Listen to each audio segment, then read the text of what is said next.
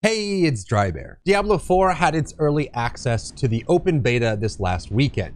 And let's put aside for a minute that this is the early access to the early access to the early access to the launch. I played over 40 hours in this 3-day weekend period we were given, and today I'd like to summarize my thoughts on the game. I've separated my feedback into sections, so feel free to jump around. The skill trees were better than I expected. My concern going into the beta was that at face value, the skill trees felt flat and oversimplified. While you can definitely feel that these skill trees were designed to be approachable for a wider audience, I did find myself getting excited to make builds in the game. The total number of skill points you will end up with at endgame will determine how flexible builds can be, but at level 25, I enjoyed the options I had access to. You have to spend a certain number of points to unlock each new node, but you do not have to spend points in a node if you don't want to. I've made many builds that you will find on my channel that explore the depth of this feature. Truth be told, the only ARPG that I have actually been gripped by the story of is Diablo 2.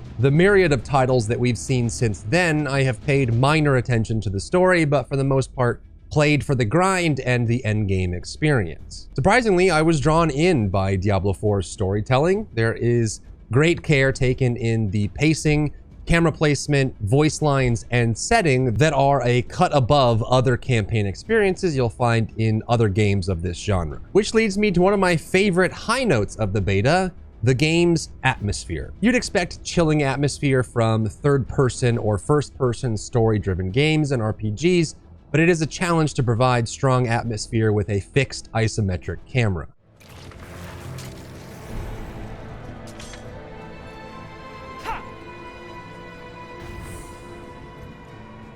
The spearhead here is the audio design and the scoring. I often found myself pausing every now and then to sit and listen to the music and look at the environment. Shoutouts to the developers involved in these systems and presentations because they are world class. Let's touch on classes. A disclaimer here, we were only given access to Act 1 of an ARPG, which means our perspective on the classes is incomplete. That said, here are my thoughts on each of the classes, as I did get every single one of the 3 classes available in the early access to max level of 25. Starting with the Sorceress, and I'm calling her a Sorceress and not a Sorcerer, and there's nothing that you can do to stop me. She felt powerful from the drop, albeit a bit simple in her implementation. You do unlock new passives as you progress past Act 1, and I'm excited to see how these new passives alter the gameplay for Sorceress. All the classic Sorcerer spells are there, plus some shiny new ones, though I will definitely miss the Archon form from Diablo 3. She embodies the sorcery archetype well, and I'd bet a bucket of oysters, clams, and cockles she ends up being the most played class in the game. The Barbarian was slow to start and the hardest to get a read on, only having access to Act 1. This isn't all that surprising considering the Barbarian archetype tends to come together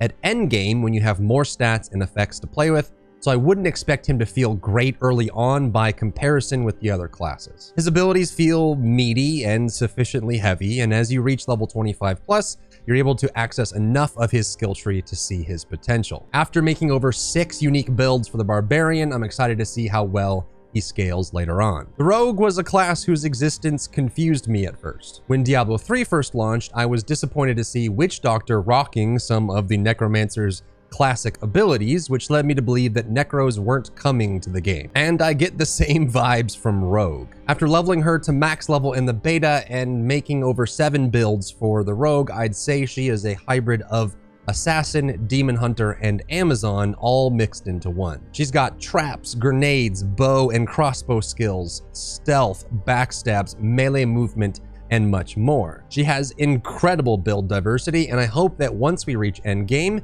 they can ensure all areas of her kit remain viable, to say the least. Diablo 4 has many MMO aspects embedded into its gameplay, some for the better and some for the worse. Remember when we talked about how incredible the game's atmosphere is?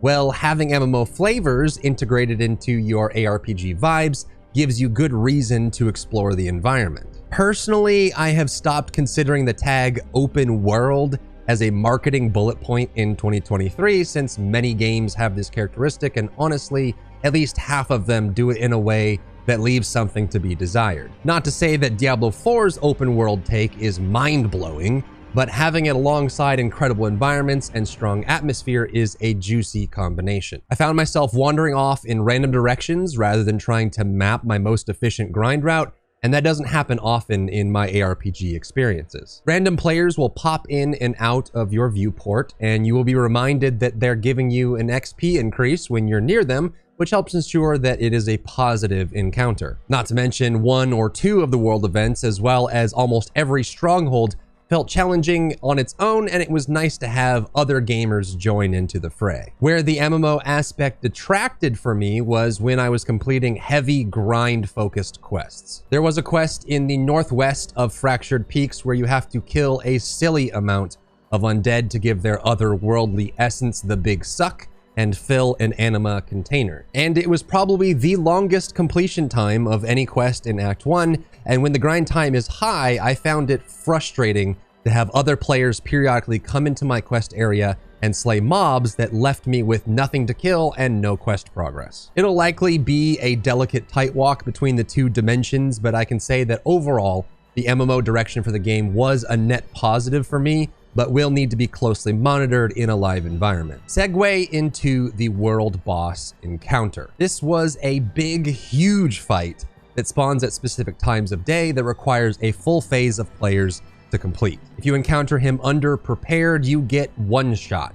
Additionally, the encounter had a 15-minute timer, and when it ended, the boss would despawn, so you were under a strict DPS check. The encounter itself was a blast and sufficiently challenging from my perspective, but the open world portion of it was hit or miss. Some players would end up in an incomplete phase of the encounter with only 2 to 3 players and were unable to complete it even though they were there at the right time to collect the loot. Sometimes you'd get players who wandered over in the beta to check it out at half the required level and ended up contributing little to nothing to the fight. Which makes me think the world bosses in full release might need more restrictions like a required level or item level to be included in the phase. I also had a minor gripe with the camera tech around the encounter itself.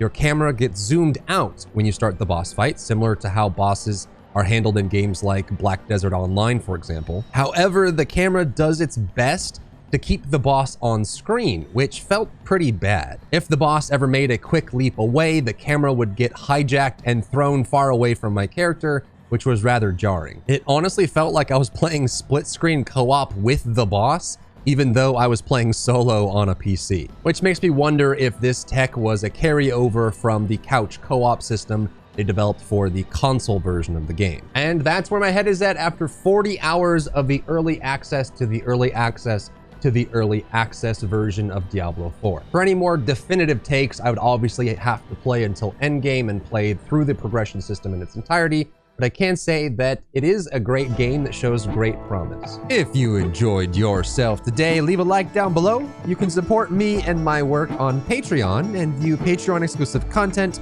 link in the description.